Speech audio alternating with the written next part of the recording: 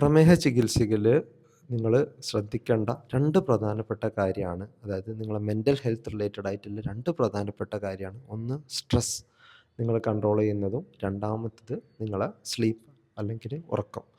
അപ്പോൾ പ്രമേഹം ചികിത്സിക്കുന്ന ആളുകൾ സ്ട്രെസ്സും സ്ലീപ്പും കൺട്രോൾ അല്ലെങ്കിൽ അത് നിങ്ങളെ മെഡിസിൻസിൻ്റെ അഡ്ഹെറൻസ്, അതായത് കറക്റ്റായിട്ട് മെഡിസിൻ കഴിക്കുന്നത്, നിങ്ങളെ വ്യായാമം, നിങ്ങളെ ഭക്ഷണ രീതിയൊക്കെ അത് നെഗറ്റീവായിട്ട് ഇൻഫ്ലുവൻസ് ചെയ്യാൻ ചാൻസ് ഉണ്ട്.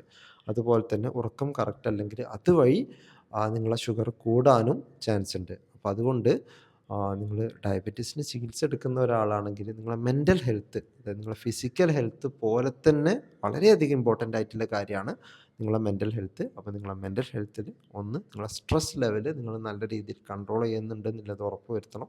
ഉറക്കം നല്ല രീതിയിൽ നിങ്ങൾക്ക് കിട്ടുന്നുണ്ട് എന്നുള്ളത് ഉറപ്പ് വരുത്തണം. അത് കിട്ടുന്നില്ലെങ്കിൽ അത് നിങ്ങൾ ആരെ വെച്ചാൽ സമീപിച്ചിട്ട് അതിനുള്ള ചികിത്സ, നിങ്ങൾ മെഡിസിനോ അല്ലെങ്കിൽ ജിമ്മൊക്കെ എടുക്കുന്ന പോലെ തന്നെ നിങ്ങളെ സ്ട്രെസ്സ് കൺട്രോൾ ചെയ്യാനും നിങ്ങളെ ഉറക്കം നന്നാക്കാനും എന്താണോ ചെയ്യേണ്ടതെന്ന് വെച്ചാൽ അത് നിങ്ങൾ നിർബന്ധമായിട്ടും അത് ചെയ്തിരിക്കണം.